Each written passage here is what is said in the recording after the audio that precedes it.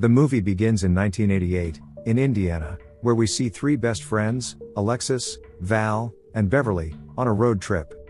The girls are heading to their favorite metal band concert and seem very excited. After driving for a while, they stop at a gas station, where an old store clerk is watching TV. In the news report, a pastor named John Henry Butler is blaming heavy metal music for turning young people evil. Meanwhile, Beverly takes out a newspaper, and reads about how teens were murdered in recent satanic killings. This spooks her, but Alexis laughs and says it is meant to scare other people, not them. On the counter, the old clerk advises them to be cautious, saying there's a lot of evil out there, but Alexis simply says they're capable of protecting themselves. After fueling up, the girls get back in the car and resume their journey. They turn on the radio, only to learn about 3 people who were stabbed to death last night, with satanic symbols discovered at the scene. Moments later, a blue van suddenly passes by, and throws a milkshake at their windshield. The girls quickly pull over to the side of the road and start cursing at the van, but it has already driven away. After a while, they arrive at their destination, and start drinking booze to prepare for the concert. As they head inside, their attention is drawn to the blue van from earlier. They realize that the culprits must be inside and decide to teach them a lesson.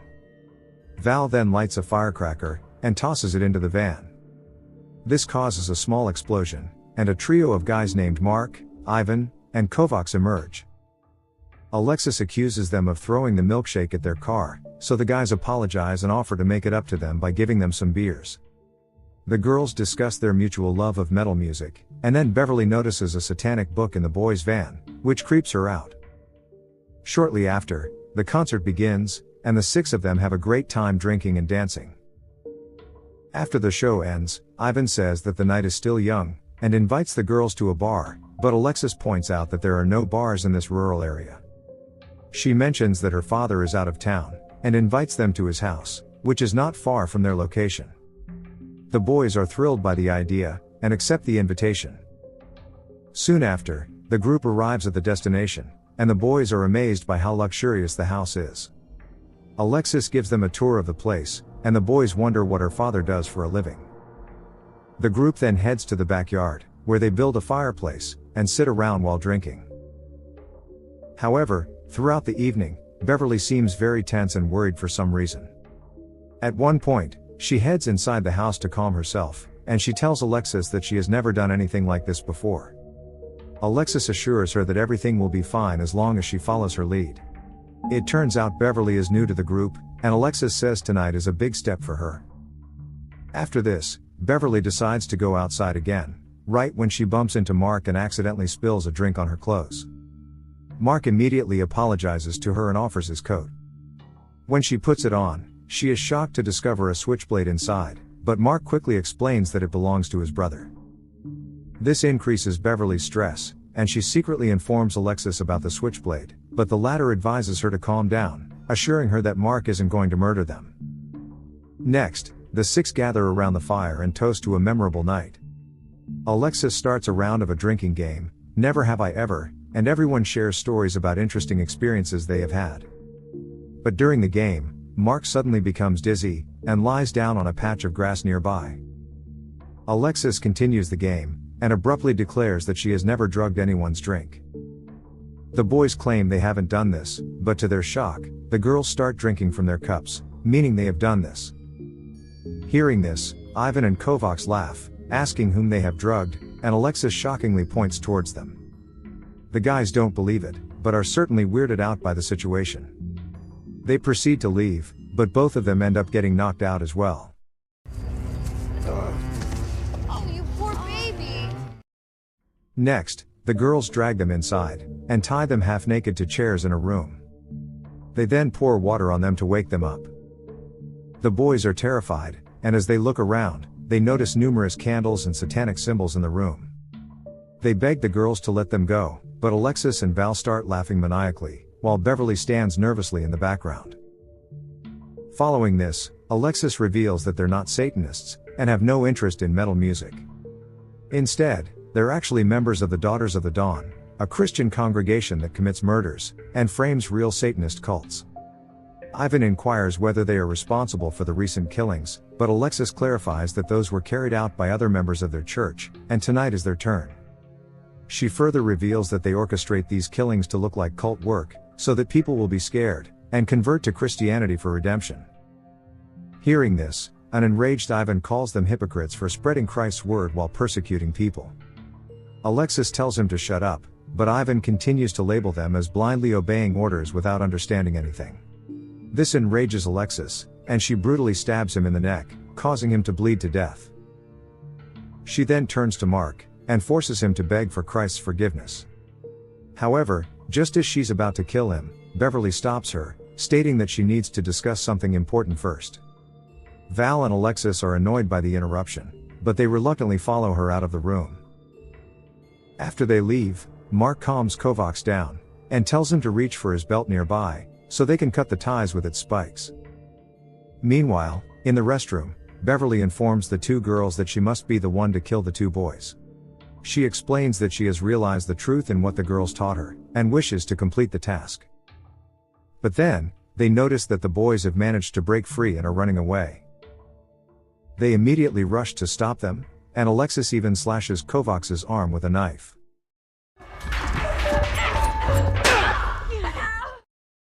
The boys lock themselves inside a pantry, while Val and Alexis frantically begin banging on the door. Alexis says that they're going to die anyway, and asks them to make it easier for everyone. Meanwhile, Kovacs' arm is bleeding profusely, so Mark tends to his wounds, and ties a band around it. Outside the pantry, Alexis orders Beverly to get some tools from the shed so that they can break down the door. Alexis blames her for causing the situation, and claims that the blood is also on her hands. An irritated Beverly then walks to the shed, which is only a short distance from the house. Later, Alexis discovers some aerosol cans in the kitchen, and begins spraying them through the pantry door. This causes the boys to cough and have difficulty breathing. Mark comes up with an idea, and closes the gap in the door with a cloth. Just then, someone arrives at the house, and it turns out to be Alexis' stepmother, Susan. She explains that she was supposed to go on a trip but forgot her passport. Susan then goes upstairs to her room to retrieve her passport. Before leaving, she informs the girls that she noticed a blue van outside, and suspected they were being robbed, but they state that they borrowed it from a friend. However, Susan had called the cops, and also notified Alexis' father. The girls are shocked, but Susan asks them to say it was a false alarm when the police arrive. While leaving, Susan hears noises coming from the pantry, and senses that something is wrong. Alexis informs her that they're simply having a slumber party. She tries to convince her stepmother to leave, but Susan's curiosity gets the best of her, and she decides to investigate. As a result, the woman soon comes across a room where she discovers Ivan's body on the floor. And then this happens.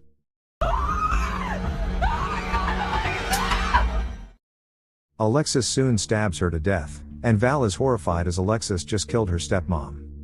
She begins to panic, especially with the police on their way, but Alexis assures her that everything is fine. Meanwhile, Beverly is still in the shed when she discovers some papers containing property titles claimed by Alexis' father, as well as a box containing a large sum of cash. Back to the pantry, Mark and Kovacs break wine bottles and decide to attack the girls with them. But before they can do so, Alexis and Val use the aerosol spray to start a fire near the door. This puts the boys in a more defenseless position, leaving them with no choice but to remain trapped inside. At this point, a sheriff finally arrives at the house in response to Susan's call. Alexis greets him outside, and claims that her stepmom made the call and it was just a false alarm. When asked about her stepmom, Alexis says she is sleeping peacefully inside and doesn't want to wake her. She attempts to drive the sheriff away, but he refuses to leave until he meets Susan. He also requests to see her ID to verify that this is her residence. Panicked, the crazy girl abruptly rushes inside the house, and she hides in a room. The sheriff follows her with his gun, and begins searching the house. He soon comes across the room, where the dead bodies of Ivan and Susan are located. The sheriff then summons the perpetrator to come outside and surrender. Hearing his voice, the boys immediately open the pantry door and seek his help. Mark explains that there are 3 girls in the house who killed his friend, but the naive sheriff doesn't believe this and proceeds to arrest them. but unfortunately, Val shoots the sheriff to death with his own gun. Alexis is shocked to see that Val has just killed a cop. She asks for the gun, but the latter refuses to hand it over, leading to a fight between the two. Just then, Beverly appears with an electric weed whacker, and points it at them. She orders the girls to stop the murder spree, but Alexis tries to persuade her that they are doing the Lord's work. At this point, Beverly has had enough of all the lies. She reveals that Alexis' father, who is the cult's leader, has been brainwashing them, while channeling donations into his own accounts. He claims to be helping young and vulnerable people, but in reality, he's using the money to buy luxurious properties like the one they're in. Soon after, while Beverly is distracted, Val tries to attack her from behind. But Beverly also fights back with the whacker, and manages to injure both her friends. At this moment, Mark and Kovacs finally decide to leave the pantry, armed with the broken bottle, but they attack Beverly from behind. Beverly quickly clarifies that she is not with those psychos, and was actually trying to save the boys. Moreover, she states that those girls are simply being brainwashed. Kovacs is bleeding profusely, and won't survive much longer unless he is taken to the hospital. Seeing this, Beverly reveals that Alexis has the car keys, so Mark decides to go after her, as it is the only way to save his friend. During this, the lights go out suddenly, so Beverly takes Kovacs to a safe room, and hands him the gun, asking him to stay there. Up next, Beverly grabs the whacker again, and she sets out to find her friends. Not long after, Kovacs notices vehicle lights outside, and realizes that someone has arrived. He immediately heads outside, and meets Alexis' father, who turns out to be Pastor John Henry. Kovacs, who doesn't know his identity, describes the entire situation and begs for his help. John then asks the boy to hand him the gun, and then call the cops from his car. Kovacs naively hands over his weapon, but John doesn't waste a second to shoot him. The evil pastor then enters the dark house, and notices several dead bodies, but doesn't seem concerned about it. Meanwhile, Beverly discovers the light switch and attempts to turn it on, but Val sneaks up from behind, and tries to kill her. This leads to a deadly fight between the two, and Beverly tries her best to convince Val that she's being brainwashed. However, the psycho woman doesn't understand this, and accuses her of betrayal. Elsewhere, Mark arrives at Alexis's bedroom, where he finally grabs the car keys. But before he can leave, she confronts him with a knife, leading to a violent confrontation between them. On the other hand, Beverly is nearly choked to death, but at the last moment, she sets Val's hair on fire. This causes Val to scream in panic, while Beverly takes the opportunity to switch on the light. After that, she grabs the whacker and enters the living room, where she discovers Kovacs on the verge of death. The boy begs her to save Mark, and ends up passing away.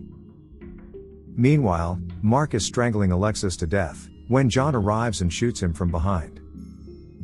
He then scolds his daughter for causing the mess, but Alexis sobs and blames Beverly for the situation. John notes that she was the one who assured him Beverly was prepared for this. Hearing this, Alexis insists she can fix everything, but her father calmly explains that they need to make a sacrifice to get out of the situation. This confuses the girl, but John explains that he assigned her the mission and chose this house, because it was the only way to clear his name. Suddenly, John begins to choke her, revealing that he had deliberately planned everything. The authorities were suspecting him of the recent killings, so he decided to sacrifice his daughter to gain their trust. But then, Beverly shows up and knocks him out with her whacker. This makes Alex really happy as her friend came to her rescue. She claims that she's also a victim, and suggests they should run away together. When Beverly refuses to believe her anymore, Alexis attacks her again. But during this, Alexis trips on Mark's arm, causing her to fall out the window. Beverly then approaches Mark, who is surprisingly still alive, and helps him get up. Following this, the two leave the house, and walk towards Alexis' car. We see Alexis's body in the ground, while Mark claims he won't make it, but Beverly assures him that he'll be fine. To their surprise, after driving for a short distance, they notice Alexis standing in their path, so Beverly does this.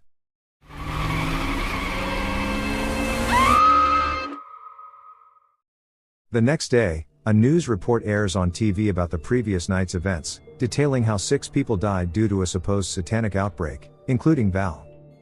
John Henry pretends to be devastated in front of the camera. He claims that his daughter joined a cult, and was responsible for the killings. He asks how many more young people will die in Satan's name, and urges viewers to turn to Christ instead. Meanwhile, Beverly buys some medical supplies inside the store, and tells the old man not to believe everything he sees on the news. She then returns to the car, and hands the medical supplies to Mark.